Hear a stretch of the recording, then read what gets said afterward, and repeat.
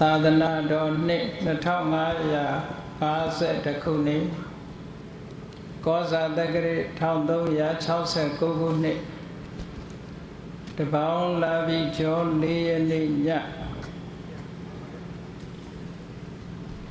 ရန်ကုန်တိုင်းတကုံမြို့သစ်မြောက်ပိုင်းမြို့နယ်42ရပ်ကွက်9ဘွဲ့ရသာသနာပြုကျောင်းတိုက်အတွင်းဝယ်ဆင်းရင်ကျင်းပပြုလုပ်အပ်သည့်9ဘွဲ့ရမဟာဓမ္မသဘင်အခမ်းအနားဝယ်ဟောကြားအပ်သောယနေ့ကဘာကြီး၏နောက်ဆုံးနေ့များတရားဒေသနာတော်ဒီကနေ့ညဓမ္မသဘင်အခမ်းအနားကိုရွှေဘုန်းတော်သခင်ရှင်တော်မြတ်ဖရာ၏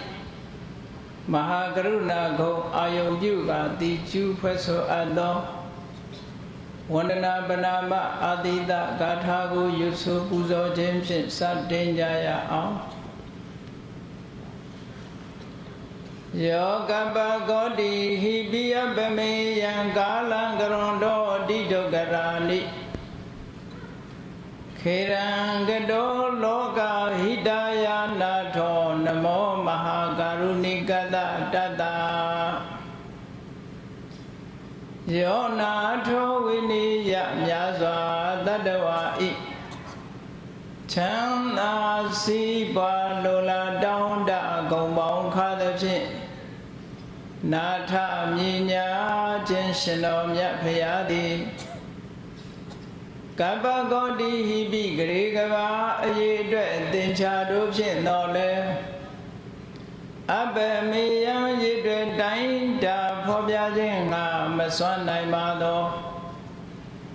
ကာလံလေးအသင်ချေသိမ့်နေကဘာရှိကြသောကာလပတ်လုံးလောကဟိတယတတလောကဤအကျိုးစီးပွားအလို့ငါ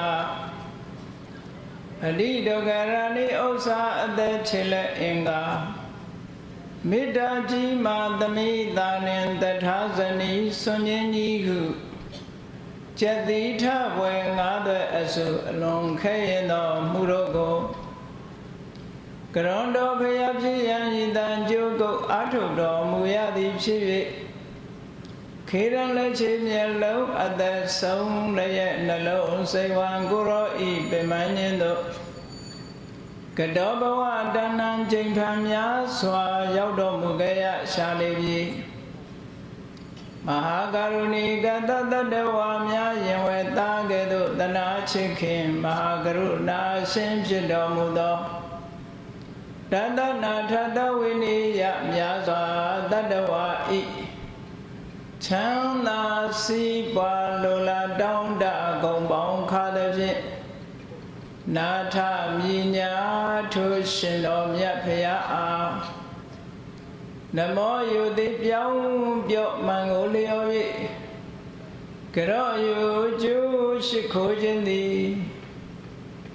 အထုဘဝတုစင်စစ်မသွေဖြစ်ပါစေတည်း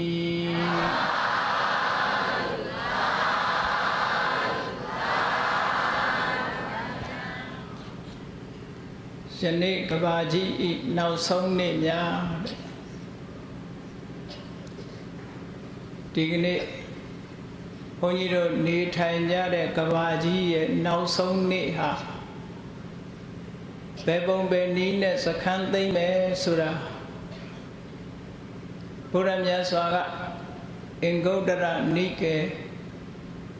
တတ္တကနိပါဒတတ္တသူရိယသုတ်တံမှာဟောထားတာရှိပါတို့တတ္တသူရိယသုတ်တံကိုဘုန်းကြီးတို့ကယနေ့ကဘာကြီးနောက်ဆုံးနေ့များဆိုတာ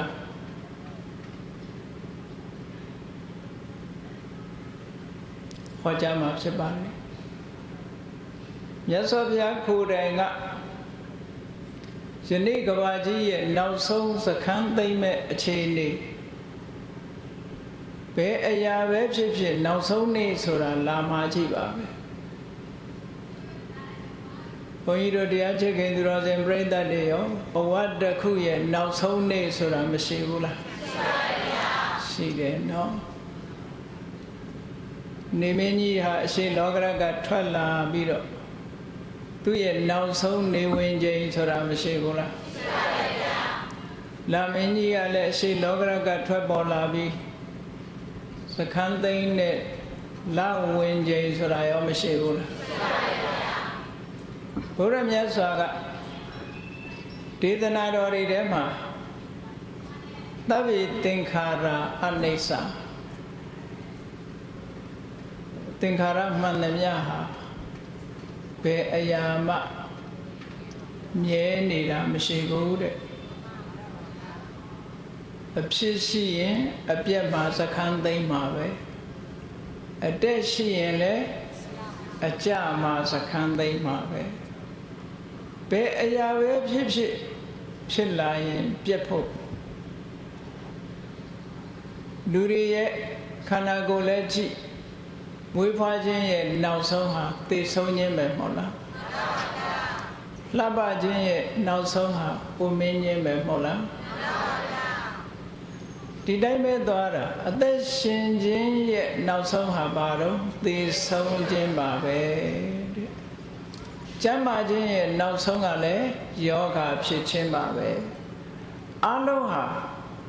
အစရှိတာနဲ့တပြိုင်နက်အဆုံးဆိုတာသေချာပေါက်လာမှာပဲအခုဘုန်းကြီးတို့တရားဝဲကြီးစတင်နေပြီဘုရားမြတ်စွာရဲ့မဟာကရုဏာကုံအာယုံပြုပြီးတော့ဝန္ဒနာပနာမအတိတဂါထာကိုရွတ်ဆိုခြင်းဖြင့်တရားဝဲကြီးဟာစတင်လိုက်တယ်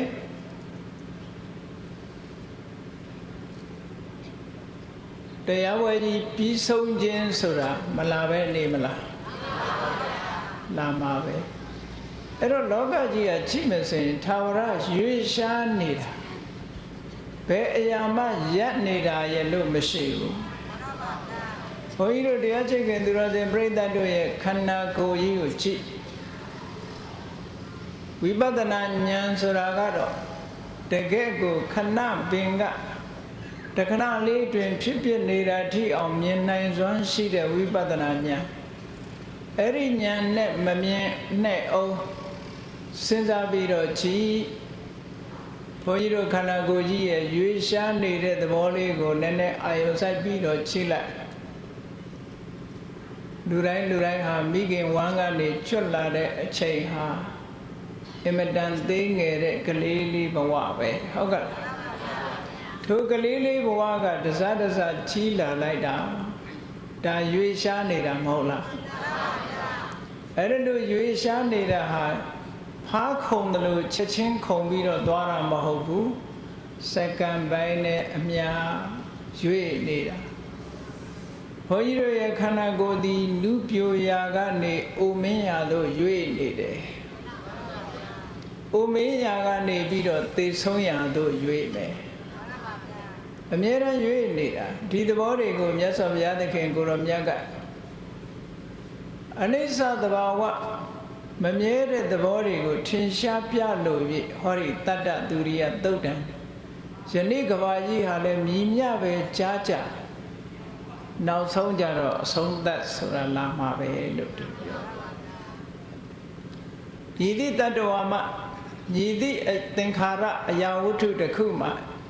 ယက်တည်နေတာမရှိဘူးတဲ့အပျက်စီကိုဥတည်သွားနေကြတာတွေကြီးပဲလို့ဒီလိုဆိုလိုပါတယ်နော်အချိန်ပိုင်းပဲကွာတယ်သင်္ခါရဆိုတာကြာရှည်တဲ့သင်္ခါရရှိတယ်တူတောင်းတဲ့သင်္ခါရရှိတယ်ဘယ်အရာပဲဖြစ်ရွေးရှားနေကြတာတဲ့ဒါကြောင့်မို့ဒီသုတ်တန်ရဲ့အစမှာမြတ်စွာဘုရားကအနိစ္စဘိကဝေသင်္ခါရအတုဝသင်္ခါရအနတ္တတိကာသင်္ခါရဟောဒီစကလုံးသုံးလုံးနဲ့စတင်ထားယနေ့ကဘာကြီးရဲ့နောက်ဆုံးနေ့ကိုမြတ်စွာဘုရားကအနိစ္စသဘောတရားအခြေခံပြီးတော့ဟောတာမမြဲဘူးဆိုတာသိနေကြရအဲ့တော့ဝိပဿနာဉာဏ်နဲ့မသိသေးတော့လည်းပဲမမြဲတဲ့သဘာဝကြီးကိုဆင်ခြင်ပြီးတော့ နှလုံးသွင်းထားဖို့အရေးမကြီးဘူးလားဒါအခြေခံပဲเนาะဘေကဝေจิตာယံတို့သင်္ခါရအကြောင်းတရားတွေကစုပေါင်းပြုလုပ်ထားတဲ့သင်္ခါရတရားမှန်သမျှတွေဟာအနိစ္စတည်မြဲခြင်းမရှိကြလေကုန်အနိစ္စဆိုတာရပ်နေတာမဟုတ်ဘူးတဲ့အမြဲတမ်းသွားနေတာအမြဲတမ်းပြောင်းနေတယ်ဆိုတဲ့သဘောကိုပြောတာเนาะအမြဲတမ်းပြောင်းနေတယ်ဆိုတဲ့အနိစ္စသဘာဝတရားဟာမပြောင်းခင်ကငကိုကရှိနေတာလားဆိုတော့အဲ့လိုလည်းရှိနေတာမဟုတ်ဘူးမမြဲခြင်းဆိုတဲ့သဘာဝတရားသည်တဲ့အကြောင်းတရားကြောင့်ဖြစ်ပေါ်လာတဲ့အရာသာဖြစ်တယ်เนาะအကြောင်းတရားကြောင့်ဖြစ်ပေါ်လာတဲ့သင်္ခါရတရားသည်အကြောင်းကိုမိတီယုတ်ဖြစ်လာပြီးတဲ့နောက်မှာအပြည့်ဘက်ကိုဥတည်ပြီးတော့သွားနေတယ်နောက်ဆုံးဟာပြတ်သွားပြီးတော့လုံးဝမရှိတော့တဲ့အနေအထားရောက်သွားဘုန်းကြီးတို့အနုပရသုတ်တံမှာဆိုလို့ရှိရင်အနိစ္စရဲ့သဘောကိုဘယ်လိုဟောတော့ဆိုရင်အဟုတ်တဝါတံဘောတိဟုတ်တဝါပฏิဝေတိအဟုတ်တဝါမြည်သည့်နေရာမှရှိနေတာမဟုတ်ပါပဲနဲ့တံဘောတိအကြောင်းတွေကပေါင်းစုံလို့ဖြစ်ပေါ်လာခဲ့တယ်ဟုတ်တဝါအကြောင်းတရားတွေပေါင်းစုံဖြစ်ပေါ်လာပြီးတဲ့နောက်ခါကာလမှာလည်းပဲပฏิဝေတိလုံးဝပျောက်ကွယ်သွားတယ်ငကောရှိနေတာမဟုတ်ဘူးတဲ့မဖြစ်ခင်ကလည်းဘယ်နေရာမှရှိမနေဘူးအကြောင်းတရားတွေကစုပြီးတော့ဖန်တီးလိုက်လို့ပေါ်လာတယ်ပေါ်လာပြီးတဲ့နောက်လည်းလုံးဝပျောက်သွားတယ်ဒီလိုဆိုလို့လေဟုတ်ကဲ့အေးစီမီတိုင်လေးတစ်ခုကိုကြည့်ကြည့်စီမီတိုင်လေးဟာ gas မီးခြင်းနဲ့ဖြစ်စေရိုးရိုးမီးခြင်းနဲ့ဖြစ်စေတဦးတယောက်ရဲ့အားဆိုင်မှုကိုအကြောင်းပြုပြီးတော့မီးကလေးပေါ်မလာဘူးလားသူ့ဘာသူထားလို့ရှင်အဲ့ဒီမီးကလေးကပေါ်လာနိုင်ပါ့မလားအေး gas မီးခြင်းဆိုလို့ရှင်အကြောင်းတရားလေးတွေရှာကြည့်မယ်ဆိုရင်အထဲထဲမှာ gas ရှိရမယ်ဘိန်းလုံးနဲ့အတိုက်ခံတဲ့မီးကိုဖြစ်စေတတ်တဲ့မာရှိရမယ်ခတ်ချစ်တဲ့ပုဂ္ဂိုလ်ရှိရမယ်ဟောအကြောင်းသုံးခုစုံမှမီးဆိုတာထွက်လာတယ်အကြောင်းသုံးခုမစုံသေးလို့ရှိရင် gas ထဲမှာလည်းမီးမရှိဘူးဘူးထဲမှာလည်းမီးမရှိဘူးဘယ်နေရာမှမရှိဘူးတစုံတယောက်ရဲ့လုံးလပယောဂနဲ့ဖိပြီးတော့ချစ်လိုက်တဲ့အခါကျတော့မီးလေးပေါ်မလာဘူး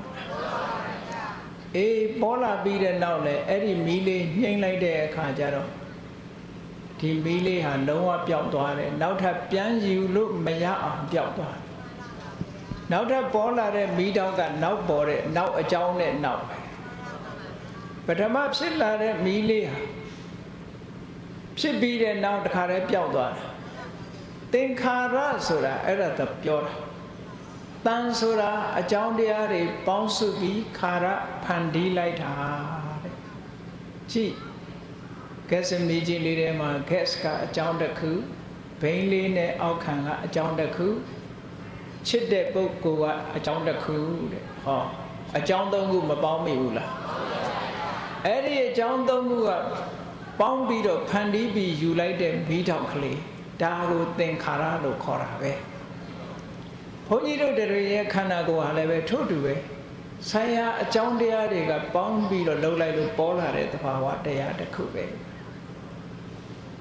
တရက်ပင်လေးကိုကြည့်မယ်ဆိုလို့ရှိရင်ကြည့်တရက်စီလေးကိုမြေနဲ့ရေနဲ့ပေါင်းပေးလိုက်တဲ့အခါတရက်စီကအမြစ်ကလေးထွက်မလာဘူးလားအဲ့ဒီထွက်လာတဲ့အမြစ်ကလေးဟာတရက်စီရဲ့မြေရဲ့ရေရဲ့ဆိုတဲ့အကြောင်းသုံးခုကပေါင်းလိုက်တာအဲ့ဒီအကြောင်းသုံးခုကပေါင်းပြီးအလုံးလုံးလိုက်လို့ဒီတရက်ပင်ကတရက်စီလေးကအမြစ်ကလေးဆင်းလာတာတဲ့အဲ့ဒီအမြစ်ကလေးဟာသင်္ခါရပဲဘာဖြစ်လို့လဲဆိုအကြောင်းတရားတွေကပေါင်းပြီးလှုပ်ထားတာအဲ့ဒီသဘောတိုင်းပဲဘုန်းကြီးတို့ရဲ့ရရှိထားတဲ့ဘဝဟာလည်းဆရာအကြောင်းတရားတွေကနေပေါင်းပြီးတော့ထားလို့ ဖြစ်ပေါ်လာတဲ့တရားမို့သင်္ခါရအကြောင်းတရားတွေကစုပေါင်းဖန်တီးထားတဲ့အရာလို့ဒီလိုပြောတာနော်အကြောင်းတရားတွေရှိနေတဲ့အချိန်အကြောင်းတရားတွေအထောက်ပံ့ရနေတဲ့အချိန်မှာဒီအရာလေးကဆက်လက်ပြီးတော့ဖြစ်ပေါ်နေမယ်အကြောင်းတရားတွေရပ်သွားတာနဲ့တပြိုင်နက်သူလည်းရပ်သွားမှာပဲဘယ်အရာမှတည်မြဲတာမရှိဘူးတဲ့ဒါကြောင့်မို့မြတ်စွာဘုရားကဘေကဝေချင်းသာယံတို့သင်္ခါရအကြောင်းတရားတွေကစုပေါင်းထုတ်လုပ်လိုက်တဲ့သင်္ခါရဆိုတဲ့သဘာဝတရားတွေဟာအနိစ္စမြဲခြင်းသဘောမရှိကြပါကုန်အတုဝါခိုင်းမာတဲ့သဘောမရှိကြပါကုန်ဘယ်ဟာမှခိုင်းနေတာမရှိဘူးတဲ့အစင်ထာဝရရွေရှားနေတယ်အဲ့တော့အစင်ထာဝရရွေရှားနေတဲ့အရာဝတ္ထုကြီးတစ်ခုဟာအေးအေးတက်တက်တာတာနဲ့တက်တာရရစရာနေရဟုတ်ပါမလားအမြဲတမ်းပြောင်းလဲနေတော့စိုးရင်စရာကောင်းနေတဲ့နေရာကြီးပေါ့လားသင်္ခါရတရားတွေဟာစိုးရင်စရာကောင်းတဲ့ဟာတွေကြီးပဲအကောင်းလူစိတ်ထဲမှာတက်တက်တာတာနဲ့အားထားစရာတစ်ခုမှမရှိဘူးအနတ္တတိကသင်္ခါရသင်္ခါရသင်္ခါရတရားတွေဟာအနတ္တတိကသက်သာရာကိုဖြစ်ပေါ်စေတတ်တဲ့အရာတွေမဟုတ်ပါကြည့်လေကိုရထားတဲ့ခန္ဓာကိုယ်ကြီးပဲကြည့်တနေ့တခြားတစ်ဖြည်းဖြည်းနဲ့အိုးလာလိုက်ကြတာလူတွေဟာနော်အနှစ်20 30 40 50 60 80 80ဟိုဘက်ကြတော့ကြည့်လား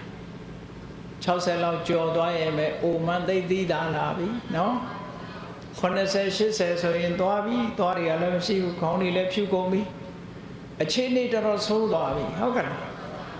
90 100ဆိုတာမပြောနဲ့တော့အဲ့တော့လူဘဝဟာ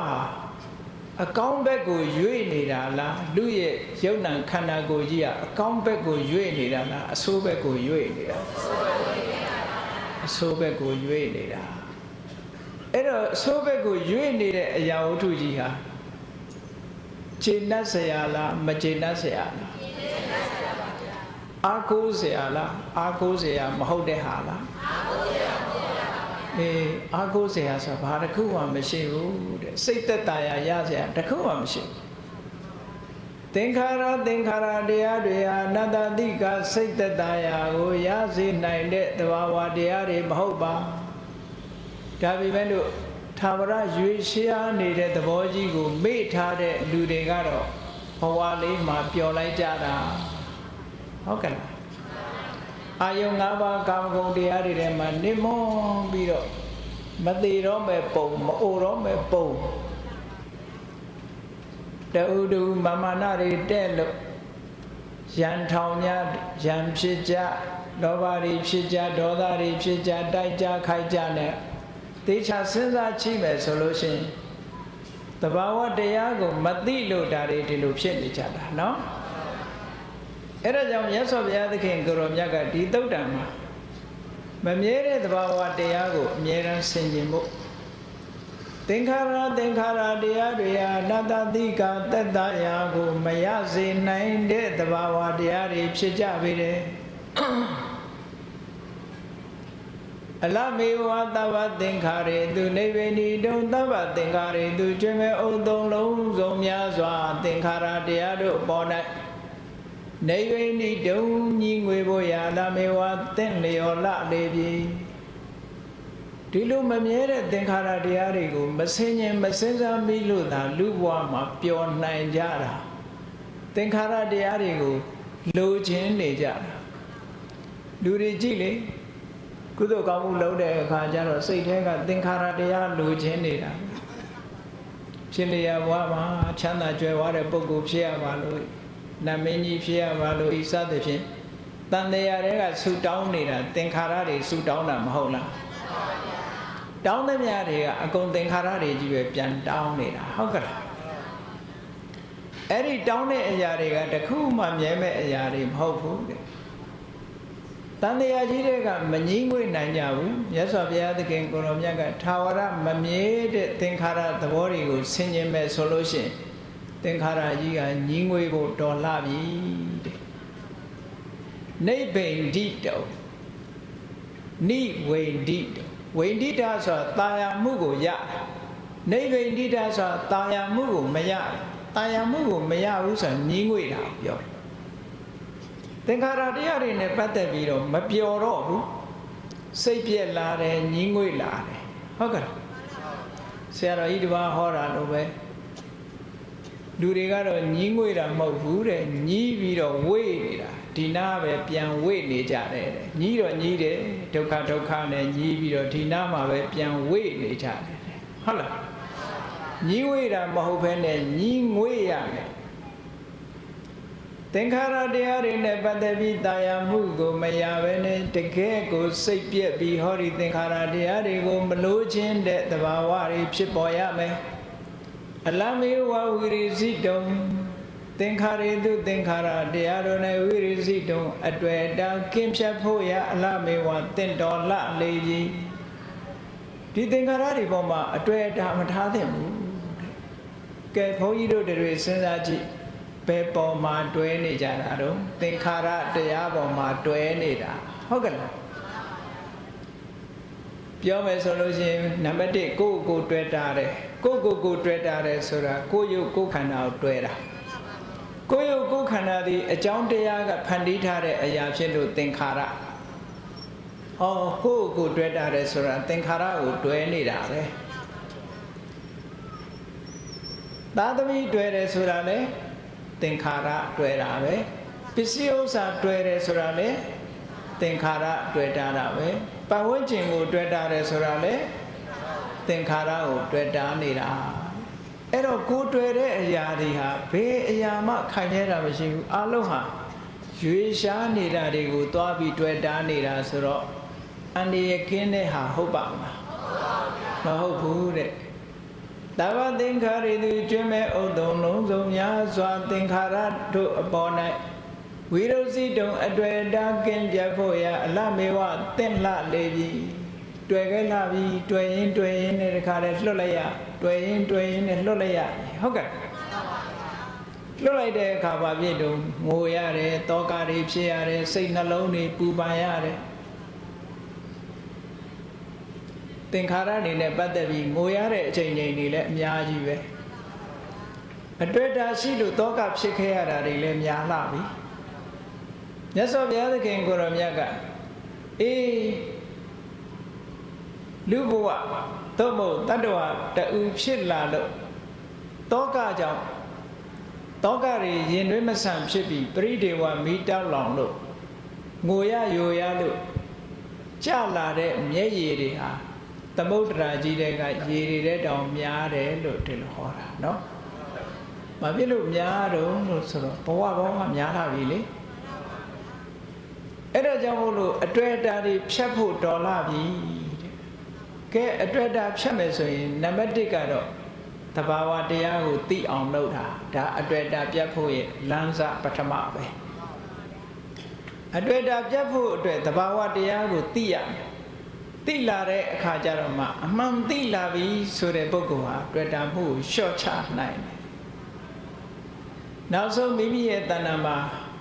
အမှန်မြင်တာတို့အမှန်တွေးတာတို့အမှန်ကြိုးစားတာတို့အမှန်စိတ်တည်ငြိမ်တာတို့အမှန်တတိထားတာတို့ဆိုတဲ့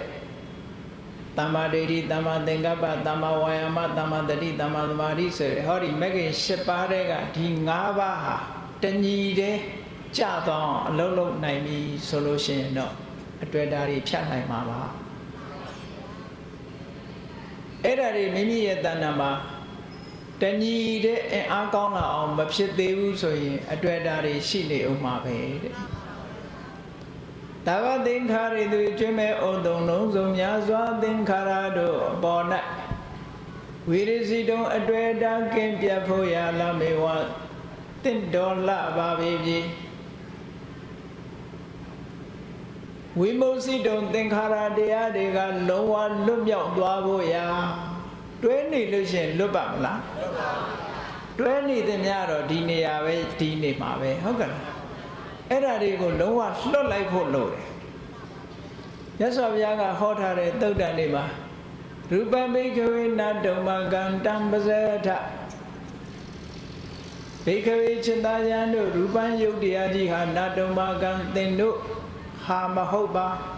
တန်ထိုးယုတ်တရားကြီးကိုပဇေထလွတ်ထားလိုက်ကြပါမတွေ့နဲ့လို့ပြောတာနော်ယုတ်တရားဆိုတာစဉ်းစားကြည့်ပေါ့မျက်စိဟာကိုယ်ဟာမဟုတ်ဘူးဘာဖြစ်လို့ကိုယ်ဟာမဟုတ်ဘူးလို့ပြောရတာတော့ဆိုဆိုင်ရာအကြောင်းတရားတွေကဖန်တီးထားတာအဲ့ဒီအကြောင်းတရားတွေကကိုယ်မပိုင်သည့်အတွက်ကြောင့်သူတို့ဖန်တီးထားတဲ့အရာလဲကိုယ်ပိုင်တာမဟုတ်ဘူးတဲ့ကိုယ်မပိုင်လို့ပေါ့မျက်စိဟာထာဝရကြည်လင်းနေတာမဟုတ်ဘူးမျက်စိနဲ့ပတ်သက်ပြီးပြဿနာတွေမျိုးမျိုးဖြစ်လို့မျက်စိဆေးရုံနဲ့ဟောလားမျက်စိအထူးကူနဲ့လုံနေရတာမဟုတ်လား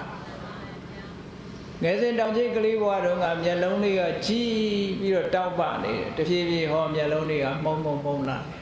ကိုယ်မပိုင်တဲ့အရာဆိုတာမထင်ရှားဘူးလားမြတ်စွာဘုရားကအဲ့ဒါကိုဟောတာချုံးပြီးရူပံဘိခဝေနာတုံမာကံတံပဇေထတံဟောပိဏဟိတယဒုက္ခယဘဝိတ္တိရုပ်ခန္ဓာကြီးကိုတွေ့မထားလိုက်နဲ့ဆိုတာမျက်စိကိုတွေ့မထားနဲ့နားကိုတွေ့မထားနဲ့နှာခေါင်းကိုတွေ့မထားနဲ့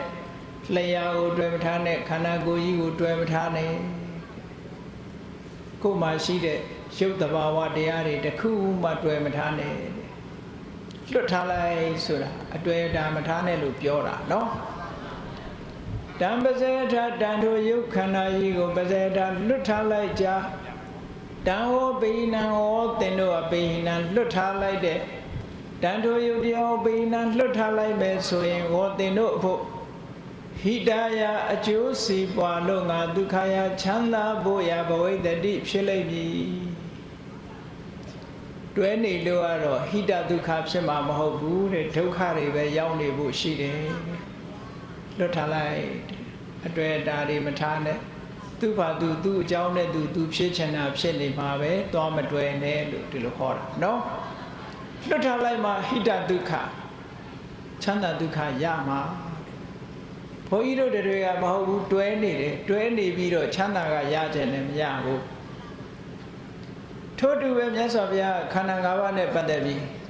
ဝေဒနာဘိက္ခဝေနာဒုမကံတံပဇေထခံစားချက်ဝေဒနာလေးကရောကိုယ်ဟာဟုတ်ကဲ့လားမဟုတ်လို့မတွေ့နဲ့တဲ့လွတ်ထားလိုက်အေးလူတွေကတော့ခံစားချက်ဝေဒနာလေးတွေလည်းကိုယ်ဟာလို့ထင်တယ်လေအထူးသဖြင့်တော့ပျော်ရွှင်ချမ်းမြေ့ပါစေဆိုတဲ့ happiness ပေါ့နှစ်တလေကူးလာပြီဆိုရင် happy new year နဲ့ပြောကြတယ်မဟုတ်လားအေးပျော်ရွှင်ချမ်းမြေ့တဲ့နှစ်သစ်ဆိုတာဘာကိုတောင်းတနေတာတော့ဆိုဝေဒနာတောင်းတနေမဟုတ်လားပျော်ရွှင်တယ်စိတ်ချမ်းမြေ့တယ်ဆိုတာတခဏလေးပဲဆိုင်ရာအကြောင်းကြောင့်ဖြစ်တာဒါဝေဒနာလေးပဲ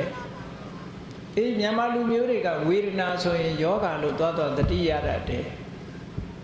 ဝေဒနာဆိုတာစိတ်ထဲရဲ့ခံစားချက်အတွေ့အကြုံလေးကိုပြောတာ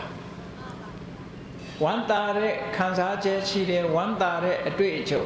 ကောင်းတာလေးတွေ့ရင်ဝမ်းသာတယ်ဆိုတဲ့အတွေ့အကြုံမကောင်းတာနဲ့တွေ့တဲ့အခါဝမ်းနည်းတယ်ဆိုတဲ့အတွေ့အကြုံတာမန်ရိုးရာကိစ္စတွေဆိုရင်ဝမ်းသာတာလည်းမဟုတ်ဝမ်းနည်းတာလည်းမဟုတ်ဘူးဆိုတဲ့အတွေ့အကြုံအဲ့ဒီအတွေ့အကြုံလေးကို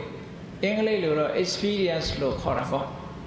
အဲ့ဒီအတွေ့အကြုံလေးတွေခံစားချက်လေးတွေကိုဝေဒနာလို့ပြောတာနော်အဲ့ဒီဝေဒနာလေးတွေကိုလည်းတွေ့မထားနဲ့လွတ်ထားလိုက်ဘာဖြစ်လို့လဲဆိုရင်တွေ့ထားလဲကိုတွေ့တဲ့အတိုင်းဖြစ်မှာမဟုတ်ဘူးဝေဒနာဘိက္ခွေနာဒုမကံတံပဇေထတံဟောပိဏဟိတယဒုက္ခယဘဝိတ္တိလွတ်ထားမှချမ်းသာမယ်နော်ထို့တူပဲသင်ညာစိတ်ထဲကမှတ်သားမှုလေးတွေသင်္ခါရလို့ဆိုတဲ့စိတ်ဆော်မှုလေးတွေဝိညာဏလို့ဆိုတဲ့အသိစိတ်ကလေးတွေဘယ်အရာကိုမှတွေ့မထားနဲ့အလုံးဟာသင်္ခါရတရားတွေကြီးပဲလွတ်ထားလိုက်လို့ဒီလိုပြောတာနော်အဲ့ဒါလို့လွတ်ထားလိုက်မှလွတ်မှာဟုတ်ဘယ်ကလွတ်ထားတော့လို့ဆိုတော့အတွေ့အတာကလွတ်သွားတာအတွေ့အတာရှိနေသမျှဒုက္ခရှိနေမယ်အတွေ့အတာပြုတ်မှဒုက္ခပြုတ်မယ်တွဲနေသမျှဒုက္ခအတွေ့ပြတ်မှဒုက္ခကရပ်မှာတဲ့ဒါကြောင့်မြတ်စွာဘုရားကအလမေဝဝိမု စိတုံသဗ္ဗသင်္ခါရိကျွတ်မဲ့ဥဒ္ဒံလုံးစုံသောသင်္ခါရတရားတို့မှာဝိမု စိတုံ အတွဲဓမ္မထာဝေနဲ့လုံးဝလွတ်မြောက်ဖို့ရအလာမေဝသင်လှပါပေပြီဟု၍ဘဂဝါရှိခိုးတော်သခင်ရှင်တော်မြတ်ဖရာသည်အဝေါ်စာကောင်းစွာမသွေဟောကြားတော်မူခဲ့ပါပေတည်း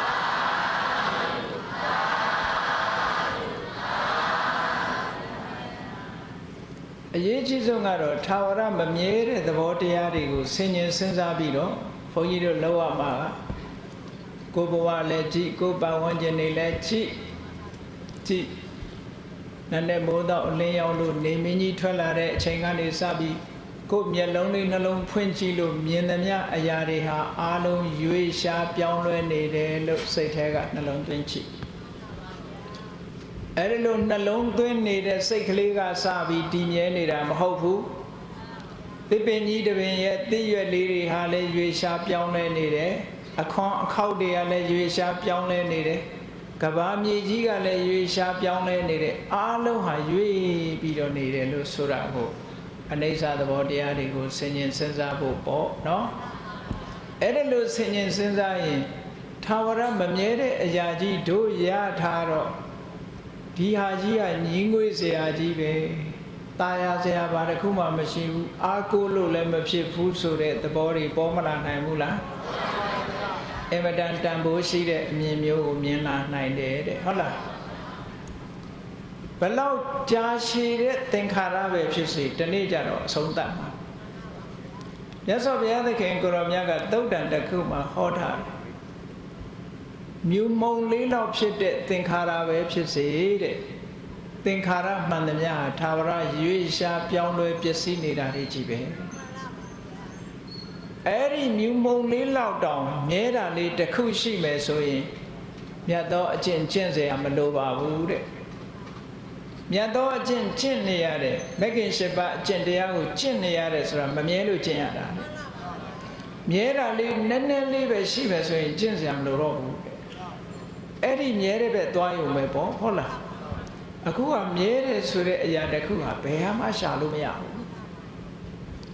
ကြည့်လိုက်မယ်ဆိုရင်တောတွေတောင်တွေတောင်ကြီးတွေကြည့်မယ်ဆိုလို့ချင်းဟာဒီတောင်ကြီးတွေကဟိုးရှိတုန်းကတည်းကရှိတာခုလည်းရှိနေတော့မယ်လို့မြဲတယ်လို့ထင်ရကောင်းထင်ရလိမ့်မယ်နော်သို့တော့သူတို့မှလည်းအတိုင်းအတာတစ်ခုရှိတယ်ရှိကြတဲ့အတိုင်းအတာတစ်ခုပြီးလို့ရှိရင်တော့အားလုံးပျက်စီးသွားမှာဟောယနေ့ကဘာကြီးကလည်းကြည့်ဗဒ္ဒကဘာဖျားကားစုပွင့်တယ်လို့ပြောကြကကုတန္တကောဏကမနကတ္တဗဂေါရမဆိုပြီးတော့ဖျားလေးစုပွင့်ပြီးသွားပြီနောက်လူရဲ့တက်တန်းဟာတပြေးပြေးဆုပ်သွားပြီးတော့7နှစ်တန်းရောက်7နှစ်တန်းရောက်တဲ့အခါလူတွေဟာကြောက်ဝဲဖွယ်ကောင်းလောက်အောင်အရေးအခင်းတွေကြုံပြီးတော့တဖြည်းဖြည်းတတိတံဝေကတွေပြန်ရလာလို့ကုသိုလ်တရားတွေစောင့်တည်တဲ့အခါတက်တန်းကပြန်တက်လာတယ်အကျင့်ပြက်လို့လူတွေတက်တန်းဆုတ်တာဟုတ်ကဲ့လားအကျင့်ပြက်ပြားသည့်အတွက်ကြောင့်တက်တန်းတွေဟာဆုတ်လာဒါဖြင့်အကျင့်ပြက်တာနဲ့အသက်တူတာဘာဆိုင်လို့တော့လို့မေးကြရှိဆိုင်တယ်ဘယ်လိုဆိုင်တာတော့ဆိုလူအသက်ဟာဘယ်ပုံမှာတီးနေတုံးဆိုကံတစ်ခုတည်းပုံမှာတီးနေတာမဟုတ်ဘူးလူတွေရဲ့အသက်ဟာဘာပေါ်တီးနေတာတော့စဉ်းစားကြည့်လေနေ့စဉ်စားနေတဲ့အာဟာရပေါ်မှာတီးတာမဟုတ်လားအစာမစားရလို့ရှိရင်ကံဘလောက်ကောင်းနေနေအသက်ရှင်နိုင်တဲ့ကံရှိတော်လဲအစာအာဟာရပြတ်ရင်ဒီလူဟာအသက်ရှင်နိုင်ပါမလားအဲ့တော့လူတွေရဲ့အသက်အာဟာရပေါ်မှာတည်နေတယ်ဒါဖြင့်ဒီအာဟာရတွေကဘယ်ပေါ်မှာတည်တုံးဆိုရင်ယာတိဥရုပေါ်မှာတည်တယ်လူတွေ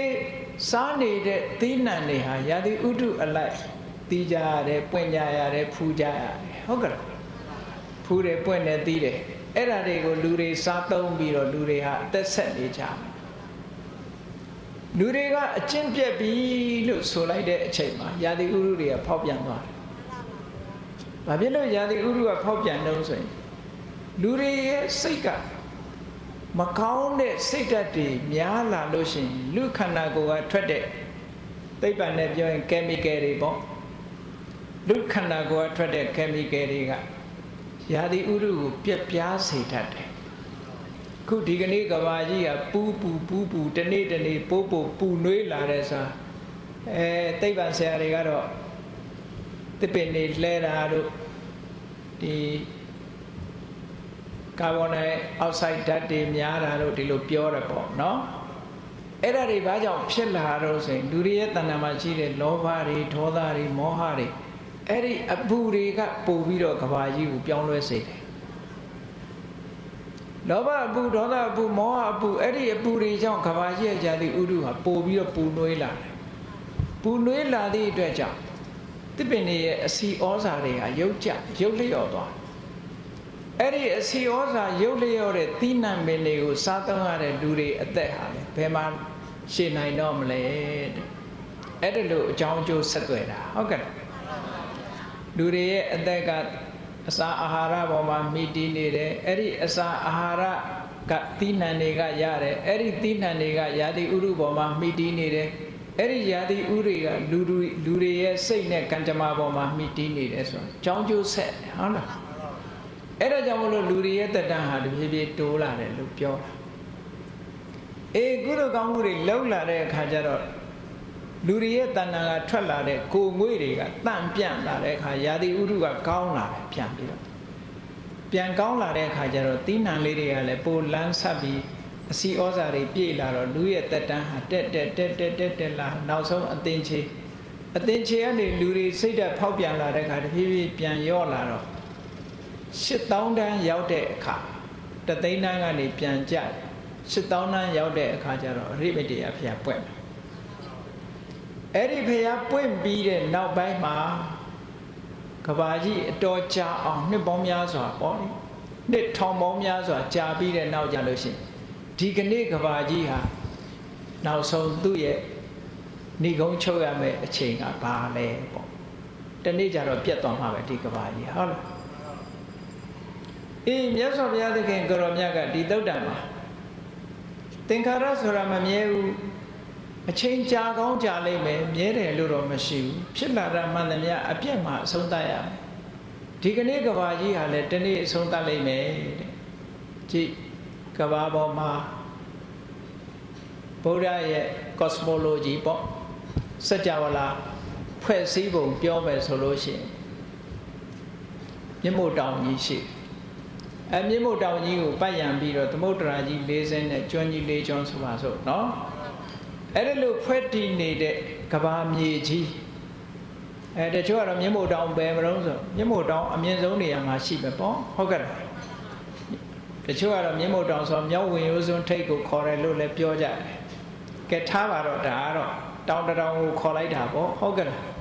ကဘာမှာအမြင့်ဆုံးရှိတဲ့တောင်ကြီးတစ်တောင်မြင့်မို့တောင်အဲ့ဒီတောင်ကိုပတ်ရံပြီးတော့ကဘာမြေကြီးတီးနေတယ်ထိုကဘာမြေကြီးဟာလည်းပင်လယ်တွေဝိုင်းပြီးတော့နေတယ်ပေါ့အဲ့ဒီအကြီးဆုံးဖြစ်တဲ့မြင့်မို့တောင်ကြီးရဲ့ဟောဒီကဘာမြေကြီးရဲ့သိပ္ပံဆရာတွေကတော့ကဘာမြေကြီးကဒါကောင်းကင်မှာရွေရှားနေတဲ့အရာကြီးလို့ပြောတာပေါ့ဗုဒ္ဓတရားတော်အရာကြည့်မယ်ဆိုလို့ရှိရင်လည်း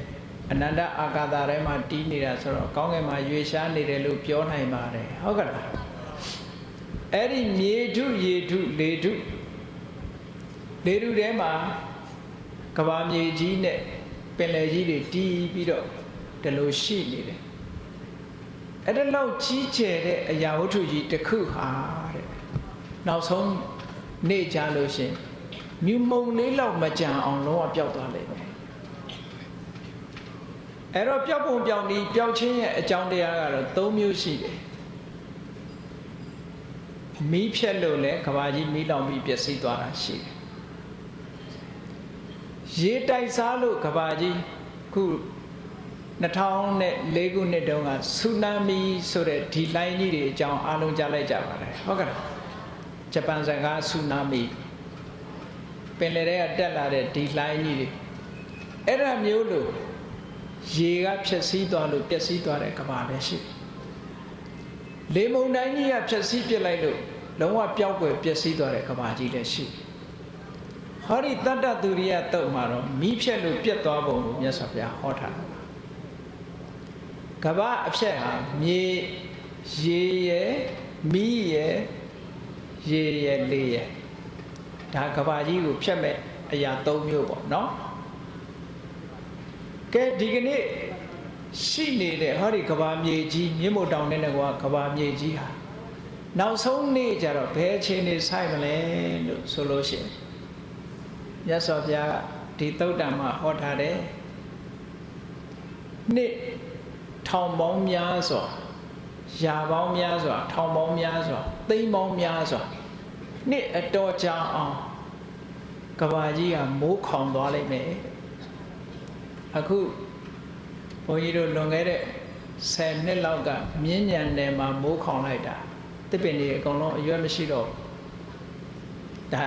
တနေရာမှာဖြစ်တာလေးတွေရှိတယ်နော်မိုးခေါင်လိုက်လို့ရှင်တစ်ပင်တွေဟာလုံးဝအရွက်မရှိအကုန်လုံး6ခုမိုးခေါင်တဲ့နှစ်တွေမှာဒါမိုးရင်းတရင်းနဲ့ခေါင်တာဟောကဘာမြေကြီးရဲ့ဟောဒီယနေ့ကဘာကြီးရဲ့နောက်ဆုံးနေ့ကြလို့ရှင်နှစ်သန်းပေါင်းများစွာသိန်းပေါင်းများစွာထိအောင်မိုးတစ်စက်မှမလျော်ဘဲနဲ့မိုးခေါင်သွားလိမ့်မယ်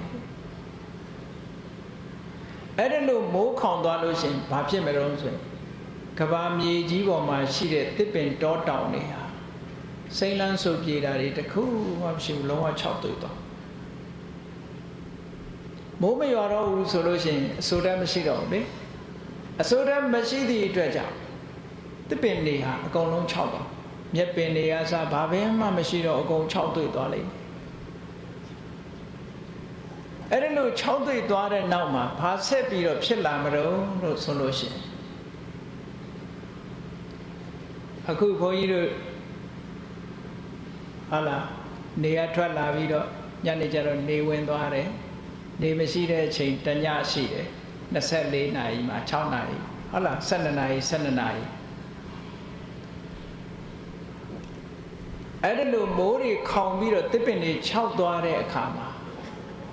ထွက်နေကြနေကထွက်ပြီးဝင်သွားတာနဲ့တပြိုင်နက်ရှေ့ကလာထွက်ရမယ်အစားနေတစ်စင်းထပ်ထွက်လာတယ်အဲ့ဒါဒုတိယနေပေါ်လာတယ်လို့ခေါ်တယ်ဒီကနေ့သိပ္ပံဆရာတွေကလည်းပဲသတင်းစာထဲမှာရေးထားတာတော်တော်ကြာတော့အဖိုက်နေစကြဝဠာတွေတွေ့ထားတာရှိတယ်ဟောဒီနေတယ်မကဘူးတခြားနေတွေရှိသေးတယ်နော်အဲ့ဒီနေတွေကတဖြည်းဖြည်းဒီကိုရွေ့လာနေလို့ရှင်တော့နေတစ်လုံးအနေတစ်စင်းကနေပြီးနောက်2စင်းဖြစ်လာမှာပေါ့အဲ့ဒီသစ်ပင်တွေအလုံး6သွားတဲ့အခါမှာဒုတိယနေတစ်စင်းပေါ်လာလိမ့်မယ်တဲ့ပထမနေတစ်စင်းဝင်လိုက်တာနဲ့တပြိုင်နက်ဒုတိယနေတစ်စင်းကထပ်ပြီးတော့ပေါ်လာ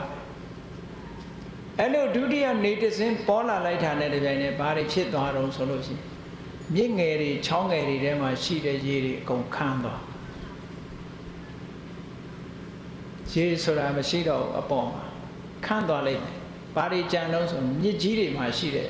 အမတန်ကြီးတဲ့မြစ်ကြီးတွေမှာရှိတဲ့ရေတော့ကြံသေးတယ်အဲ့ဒီကနေနှစ်ပေါင်းများစွာကြာတဲ့အခါကျတော့ဒုတိယနေအဝင်လိုက်မှာတတိယနေတစ်စင်းထပ်ပေါ်လာလိမ့်ဦးမယ်တဲ့အဲ့ဒီတတိယနေပေါ်လာတဲ့အခါကျလို့ရှင်တော့မြတ်စွာဘုရားကအိန္ဒိယမှာဟောတာဆိုတော့အိန္ဒိယမြစ်တွေပေါ့ဂင်္ဂါယမုနာအစီရဝတီတရဘူမဟိဆိုတဲ့မြစ်ကြီး90ဗမာပြည်လိုပြောရင်တော့အေယဝတီမြစ်ကြီးတို့ပါလို့ပေါ့တခြားနိုင်ငံမှာဆိုနိုင်မြစ်တို့ပါတို့ပေါ့မြစ်တွေဟုတ်ကဲ့အဲ့တော့ကမ္ဘာပေါ်မှာရှိတဲ့မြစ်ကြီးတွေဟာကြီးပါတယ်ဆိုတဲ့ကျဲတယ်ဆိုတဲ့မြစ်ကြီးတွေဟာအလုံးရေတွေခန်းချောက်သွားလိမ့်မယ်ဒုတိယနေတစ်စင်းမှာမြင့်ငယ်လေးတွေခြောက်သွားမယ်ချောင်းငယ်တွေအကုန်ရေတွင်းနေပါတွေအကုန်လုံးခြောက်သွားမယ်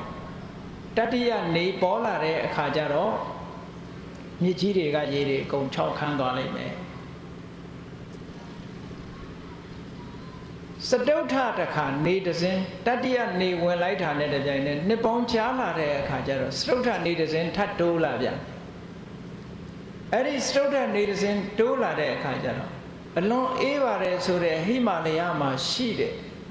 တကယ်ကိုကြီးမားတဲ့တောကြီးတောင်ကြီးတွေကြားထဲမှာရှိတဲ့အလွန်ကြီးတဲ့ရေအိုင်ကြီးတွေရှိတယ်အိုင်ကြီး9အိုင်ဆိုတာတိတ်ကိုကြီးတဲ့အိုင်ကြီးတွေဗမာပြည်မှာတော့အင်းလေးတို့ဘာတို့လို့ပေါ့လေမိုင်ပေါင်းဘလောက်ရှိတယ်ဆိုတဲ့မြစ်ကြီးနားက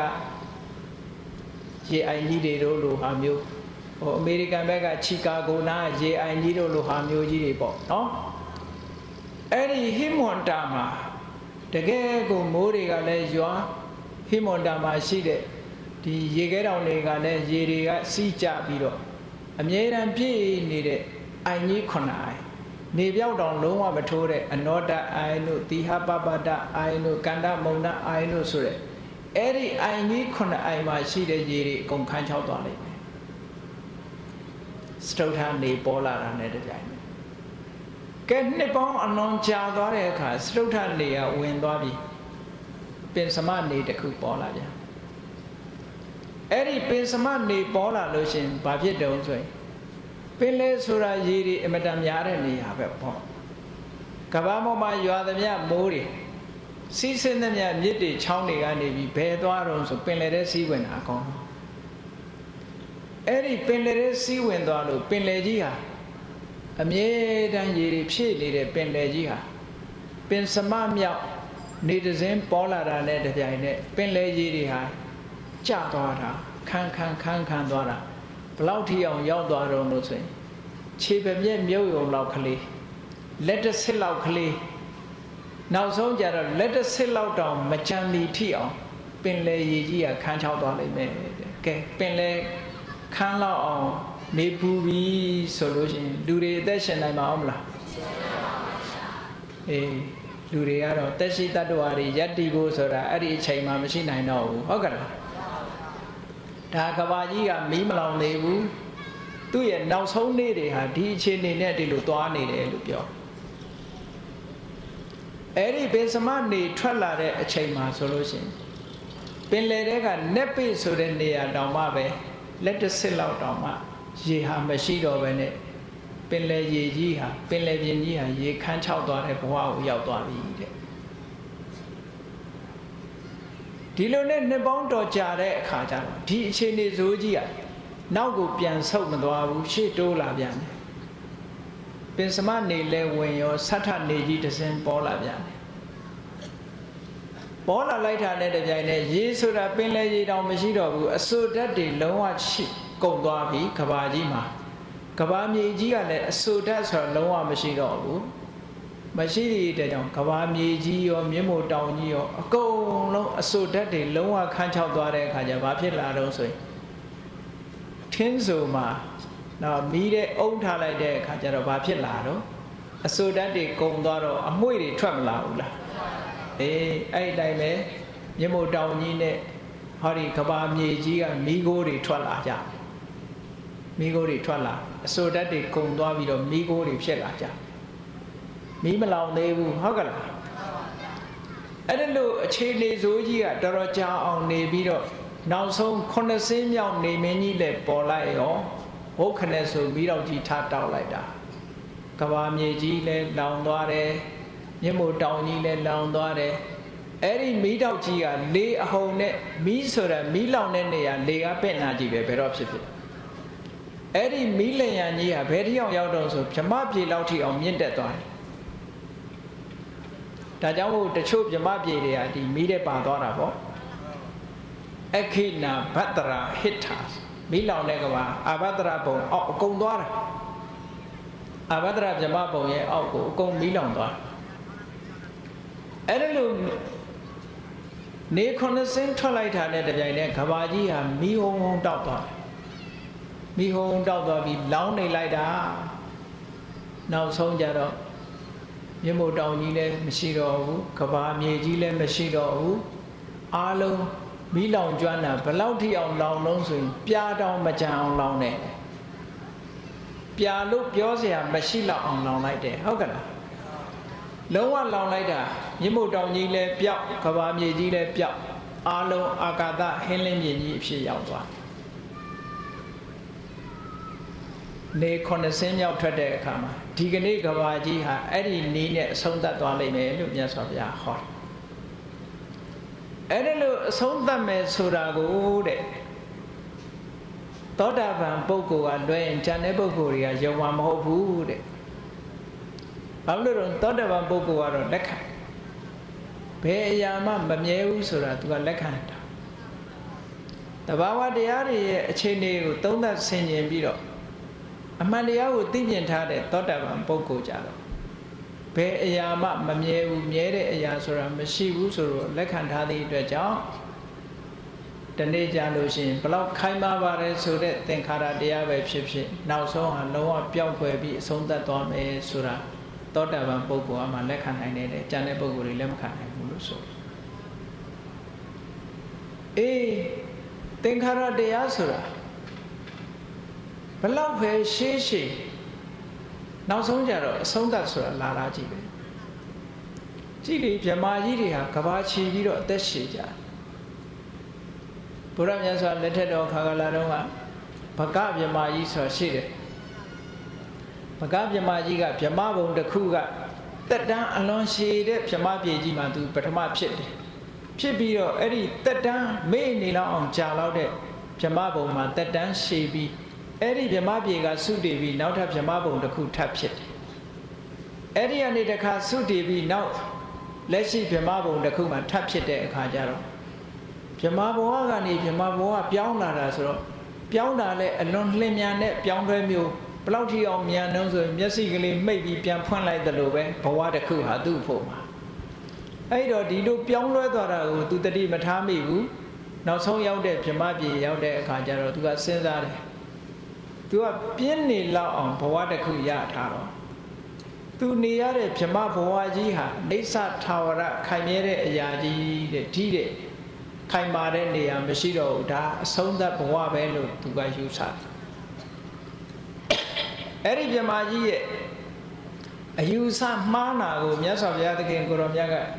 ခြေချွတ်ဖို့ဆိုပြီးဗြဟ္မာပြေကိုတက်သွားတယ်ဗြဟ္မာနိမန္တနိကသုတ်ဆိုတာရှိတယ်မဇ္ဈိမပဏ္ဏတ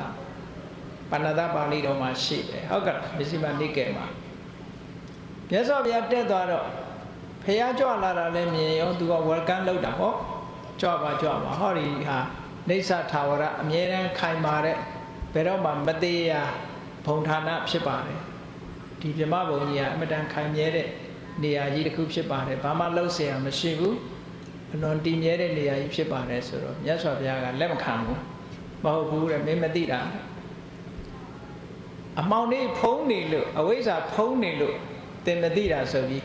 ဗြဟ္မာကြီးရဲ့ဘဝအတိတ်ဘဝတွေအကြောင်းတွေကိုမြတ်စွာဘုရားပြန်ထောက်ပြဒါမတိုင်ခင်ကမင်းဘယ်မှာဖြစ်တယ်အဲ့ဒီကနေပြီးသေပြီးဘယ်မှာဖြစ်လာတယ်နင်းနဲ့အသက်ရှိတဲ့ဗြဟ္မာတွေရှိသေးတယ်ဆိုပြီးတော့မြတ်စွာဘုရားထောက်ပြတော့မှနောက်ဆုံးမှာသူ့ဘုံဌာနမှာအကန့်အသတ်ရှိတယ်ဆိုတာသိပါအဲ့တော့နေဆထာဝရဆိုတာဘယ်နေရာမှမရှိဘူးတဲ့ကြာခြင်းတော့ကြာလိမ့်မယ်သို့တော့နောက်ဆုံးကြလို့ရှိရင်အဆုံးသတ်ဆိုတာလာမှကြည့်ပဲလို့အနိစ္စဘိကဝေသင်္ခါရအတုဝသင်္ခါရအနတ္တတိကသင်္ခါရအလမိဝသဗ္ဗသင်္ခါရေတုနိဗ္ဗေတိတဝလံဝိရိစိတဝလံဝိမုစိတောဘိကဝေจิตယံတို့သင်္ခါရအကြောင်းတရားတွေကပေါင်းစပ်ပြီးတော့ပြုလုပ်ထားတဲ့သင်္ခါရသဘာဝတရားတွေဟာအနိစ္စမြဲခြင်းသဘောမရှိကြလေကုန်အတုဝခိုင်မာခြင်းသဘောမရှိကြလေကုန်အနတ္တတိကတတရာကိုဖြစ်စေနိုင်တဲ့သဘောမရှိကြလေကုန်သဗ္ဗသင်္ခါရိတုကျွင်မဲ့အောင်သုံးလုံးစုံများစွာသင်္ခါရတရားတို့အပေါ်မှာနေဗိနိဒုံညီငွေဖို့ရအလမေဝသင်္လှလေးပြီဝိရိစိတုံအတွေ့အတာကင်းပြတ်ဖို့ရလည်းပဲအလမေဝသင်လျောလလေးပြီဝိမုစိတုံသင်္ခါရတရားတွေကလွတ်မြောက်အောင်ကြိုးစားဖို့ရလည်းပဲအလမေဝသင်တော်လလေးပြီဟု၍ဘဂဝါရွှေဘုန်းတော်သခင်ရှင်တော်မြတ်ဖရာသည်အဝေါစကောင်းစွာမသွေဟောကြားတော်မူခဲ့ပါပေတည်း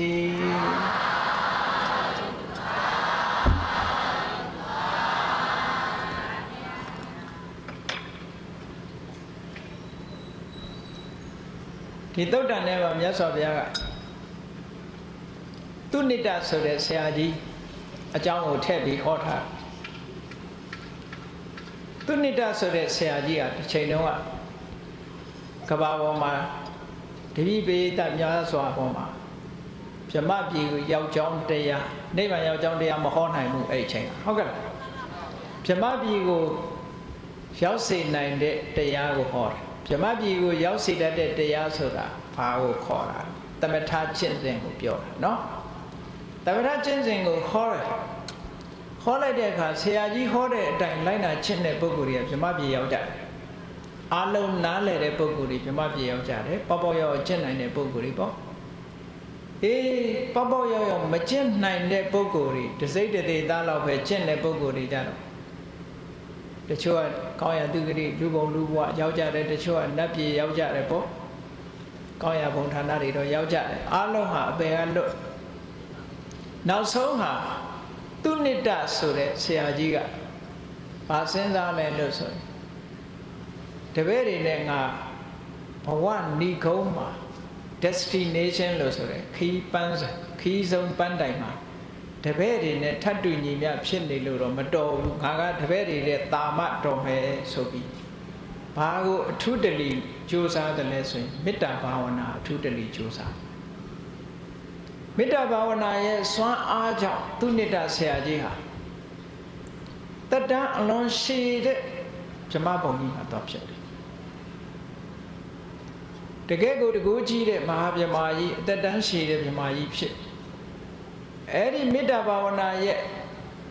စွမ်းအားကြောင့်36ကြိမ်တရားကြီးပဲဖြစ်တယ်အကျဉ်းတရားမကစัจ java ရိမင်းဖြစ်တယ်မေတ္တာဘာဝနာရဲ့စွမ်းအားဒီကုသိုလ်ရဲ့စွမ်းပကားဟာအလွန်ကြီးမားတယ်လို့ဆိုဘယ်လောက်ပဲစွမ်းပကားကြီးမားလို့တန်တရားကြီးထဲမှာဘလောက်ခိုင်မာတဲ့ဟုတ်လားရှိကြတဲ့သင်္ခါရတရားတွေရပြီးတော့ဘလောက်ခိုင်မာတဲ့တတန်းရှိတဲ့ဘဝကြီးပဲရောက်နောက်ဆုံးကြတော့ထိုသူနိတ္တဆရာကြီးဟာသေဆုံးခြင်းမှာကြီးပဲအဆုံးသတ်သွားတယ်မဲ့ဖို့နိဗ္ဗာန်မရမချင်းသင်္ခါရတရားတွေဇမသိမ့်မချင်းနောက်ဆုံးဟာအပြည့်နဲ့ပဲဏီကုံချုပ်တာကြီးပဲဒါကြောင့်မလို့ဗမာတွေလည်းပြောကြတယ်လေဗြဟ္မပြည်မှာဟုတ်လားတဝင်းဝင်းဝက်စကျဲမှာတရှုပ်ရှုပ်ဆိုတာတန်တရာလဲတဲ့သဘောကိုပြောတာနော်ဗြဟ္မာကနေပြီးတော့တိုက်ရိုက်တော့ဝက်တော့တန်းမဖြစ်ဘူးပေါ့သို့တော့ဗြဟ္မဘုံမှာနေတော့ကတော့ကောင်းစားနေတာပေါ့ငကင်းကြီးနဲ့တဝင်းဝင်းပေါ့ဗြဟ္မဘုံကစုတည်ပြီးတော့တန်တရားလဲတဲ့အခါဝက်ဖြစ်တဲ့အလှဲ့လည်းရှိသေးတာပေါ့အဲ့ဒါလို့ဘဝဆိုတာလှည့်ပြောင်းပြီးတော့သွားနေတာဘာကြောင့်ဒီလိုဖြစ်တုံးဆိုခုနကအတွေ့အတာတွေရှိနေလို့ပဲနောက်ဆုံးမှမြတ်စွာဘုရားသခင်ကိုရောမြတ်ကကောက်ချက်ချသူနိတ္တဆရာကြီးဘလောက်တန်တရားထဲမှာဗြဟ္မဘုံမှာတက်တန်းဘလောက်ပဲရှိ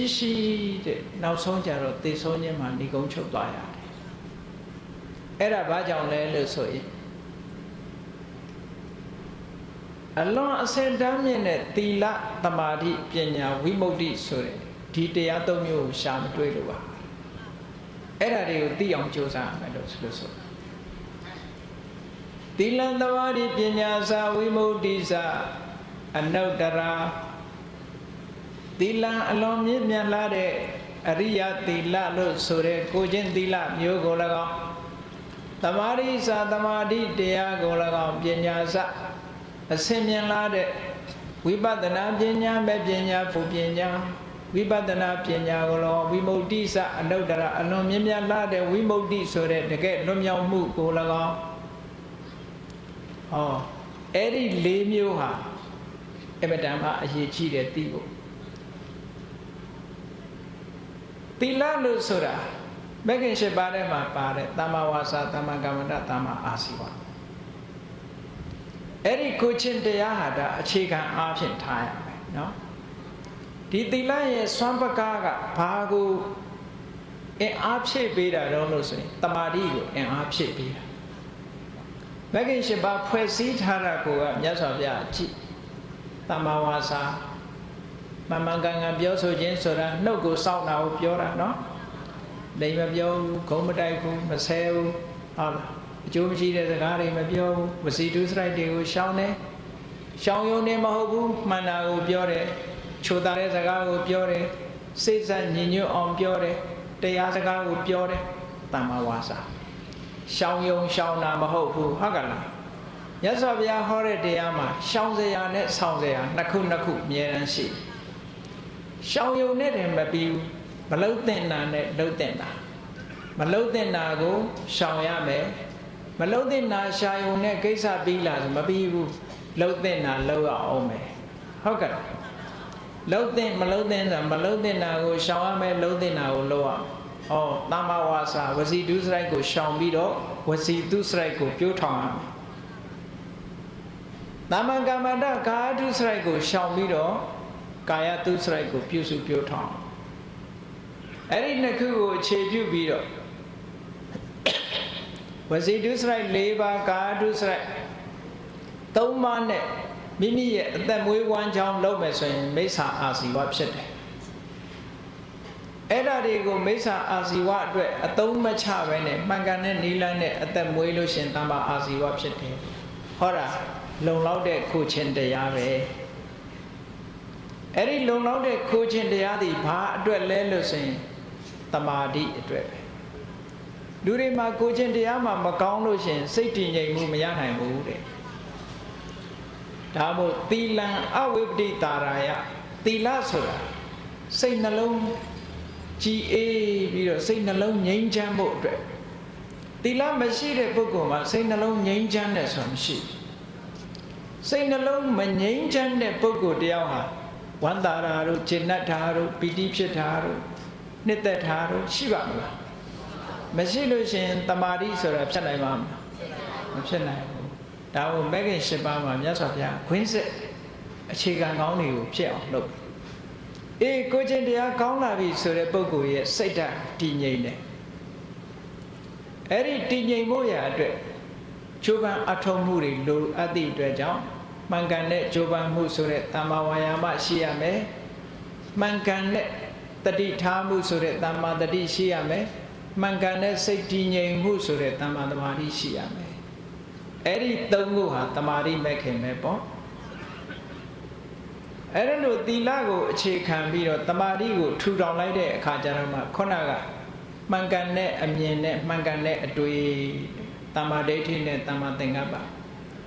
မှန်ကန်တဲ့အမြင်ရဖို့ရအတွက်အတွေ့မှန်ဖို့လိုသေးတယ်အမြင်မှန်ဖို့ဆိုတာအတွေ့မှန်မှအမြင်မှန်တယ်နော်အတွေ့မှားနေလို့ရှင်အမြင်မှမှားသွားမယ်ဒါကြောင့်မို့အတွေးမှန်တဲ့အမြင်မှန်ကတွဲမှန်ကန်စွာကြိုးပမ်းမှုနဲ့မှန်ကန်စွာတတိထားမှုနဲ့မှန်ကန်စွာစိတ်တည်ငြိမ်မှုတို့ကတွဲသီလကိုအခြေခံလိုက်တဲ့အခါကျတော့မှန်ကန်စွာကြိုးပမ်းမှုမှန်ကန်စွာကြိုးပမ်းမှုဆိုတာအကုသိုလ်မှန်ကန်စွာကြိုးပမ်းမှုဆိုတဲ့နေရာမှာအလုပ်၄ခုပါတယ်အလုပ်၄ခုကတစ်ခုကဘာလို့ဆိုတံဝရပိတ်ဆို့ရဘာတွေကိုပိတ်ဆို့တော့ကိုယ်တဏ္ဍာမှာလောဘမဖြစ်အောင်ပိတ်ဆို့ရဒေါသမဖြစ်အောင်ဒေါသဝင်မလာအောင်ပိတ်ရမယ်မောဟဝင်မလာအောင်ပိတ်ရဘုန်းကြီးတို့တွေအိမ်နေမှာတကားမပိတ်ကြဘူးလားဘာဖြစ်လို့ပိတ်တာလုံညုံအောင်ဆိုတာပြင်ဘက်ကတွေမဝင်အောင်လုပ်တာမဟုတ်လားတခိုးမဝင်အောင်တရိစ္ဆာန်တွေမဝင်အောင်ပိတ်ကြနော်အဲ့ဒါခန္ဓာကိုယ်မှာရှိတဲ့လောဘဒေါသဝင်အောင်ပိတ်ဖို့ကြတော့မေ့နေတတ်တယ်လောဘလည်းပဲလွယ်လွယ်နဲ့ဖြစ်လိုက်ကြတယ်ဒေါသဆိုလည်းလွယ်လွယ်နဲ့ဖြစ်လိုက်ကြတယ်အဲ့ဒါတွေမဖြစ်အောင်ပိတ်တာဆို့တာဒါဟာမှန်ကန်တဲ့ကြိုးပမ်းမှုတစ်ခုကဲပိတ်ဆို့လို့မရဘူးမတော်တဆဝင်လာပြီဘာလို့ဆိုပါစို့ခြံအောင်လေးထောင်ပြီးတော့အိတ်တယ်ဘာလို့ချင်းမဝင်အောင်ဟုတ်လားကဲချင်းကနေအပေါက်ရှာပြီးတော့ခြံအောင်ထဲရောက်လာရင်ဘာလို့မောင်းထုတ်အောင်မှာပေါ့လက်ဝါးနဲ့တော့သွားပြီးဖြတ်ခနဲ့မတတ်နဲ့ပေါ့ဟုတ်ကဲ့မတော်တဆခြံအောင်ထဲရောက်လာတဲ့ချင်းကိုအပြင်ထုတ်မပြရဘူးလားအေးထို့တူပဲပိတ်တော့ပိတ်တာပဲမလုံလို့ဒေါသကဖြစ်သွားတယ်လောဘကဖြစ်လာတယ်ဆိုရင်ဘာလို့အောင်မောင်းထုတ်အောင်ဟောတာကဖယ်ရှားပြစ်ခြင်းဆိုတဲ့ဒုတိယလုပ်ငန်းတစ်ခုပဲပထမကလုံအောင်ပိတ်ရမယ်မလုံလို့မတော်တဆရောက်လာရင်မောင်းထုံးပြရမယ်ဟောနှစ်ခုကဲကောင်းတာတွေကြားတဲ့အခါကျတော့မဖြစ်သေးတဲ့ကုသိုလ်တရားတွေကိုယ်တဏ္ဍာမှာဖြစ်အောင်ကြိုးစားရမယ်ဆိုပါစို့မေတ္တာဘာဝနာမပွားသေးဘူးဆိုပွားဝိပဿနာတရားမထုတ်သေးဘူးဆိုထုတ်ရ ဒါနကောင်းမှုမလုပ်သေးဘူးဆိုလို့ရနော်အဲ့ဒီကောင်းတဲ့သဘာဝတွေမိမိတဏ္ဍာမှာဖြစ်အောင်လုပ်တာဖြစ်အောင်လုပ်ပြီးရင်ဘာလုပ်ရမလို့ဆိုရင်နောက်ထပ်တိုးတက်လာအောင်ကြိုးစားဆောင်ရှောက်တာဟောဒီ၄မျိုးဟာသမ္ပပဒံတရား၄မျိုးဆိုတာသမ္မာဝါယာမလို့ခေါ်တယ်အဲ့ဒီ၄ချက်နဲ့စွမ်းဆောင်ပြီးတော့ပေးလိုက်မယ်ဆိုတဲ့အခါမှာဘသူတွေကအရေးကြီးတယ်ဆိုရင်တတိထားတတ်ဖို့အရေးကြီးတယ်စိတ်ကြည်ငြိမ်ဖို့အရေးကြီးတယ်တတိထားမယ်စိတ်တည်ငြိမ်မယ်အခုတိုင်းကြိုးစားလိုက်မယ်ဆိုရင်ဘာဖြစ်လာတော့အတွေးတွေမှန်လာမယ်အတွေးမှန်ရင်အမြင်မှန်လာမယ်အမြင်မှန်တာနဲ့တပြိုင်နက်ဘာဖြစ်တယ်ဆိုရင်အတွေ့အတာတွေကိုဖျက်ရှင်းနိုင်တယ်လို့ဆိုအမြင်မမှန်သေးသမျှတွေ့တာမှုကိုမဖျက်ရှားနိုင်ဘူးတဲ့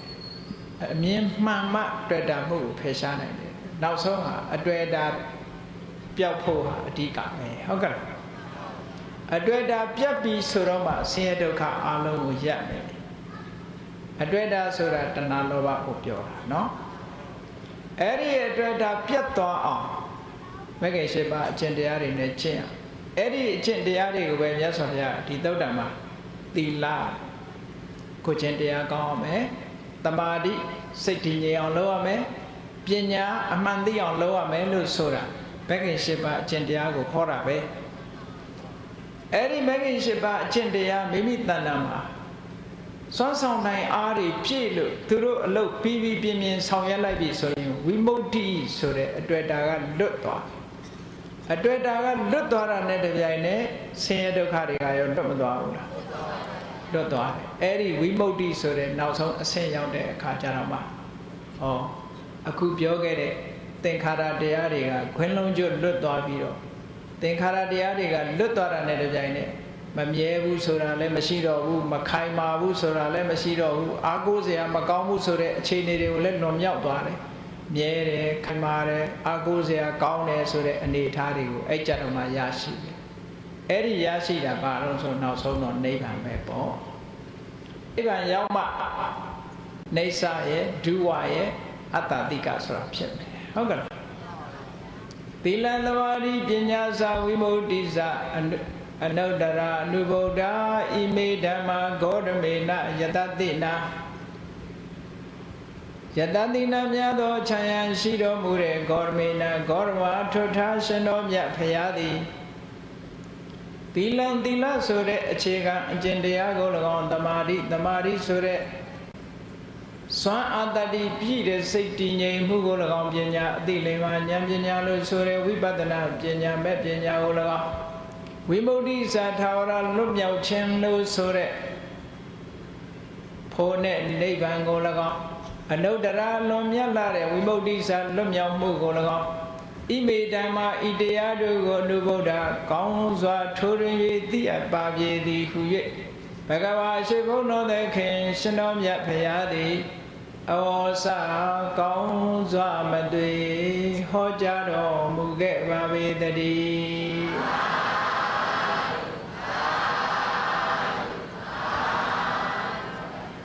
အမတမဒုတဲ့ကြီးမားလာတဲ့ယနေ့ကဘာကြီးဟာ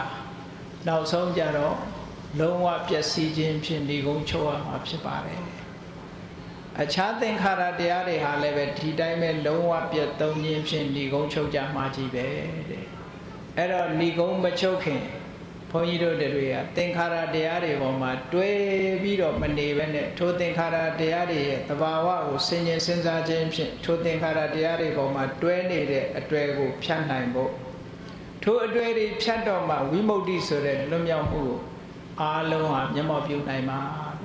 ဒါကြောင့်မို့လို့ဒီကနေ့ဘုန်းကြီးတို့တတ္တသူရိယသုတ်တံ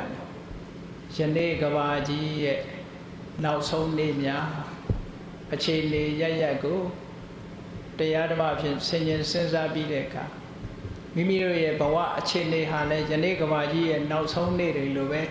တို့တွေမှာလည်းပဲတို့အသီးသီးရဲ့နောက်ဆုံးနေ့များမရောက်ခင်တရားဓမ္မကိုရှားကြံပြီးအတွေ့အတာတွေကိုနဲနိုင်သမျှနဲနောက်ဆုံးအတွေ့အတာတွေကိုဖြတ်ပြီးတော့လွတ်မြောက်မှုကိုရယူကြမယ်လို့ကိုစီကိုငှချင်းကြံကြိုးကုပ်အားထုတ်တော်မူနိုင်ကြပါစေကုန်သတည်း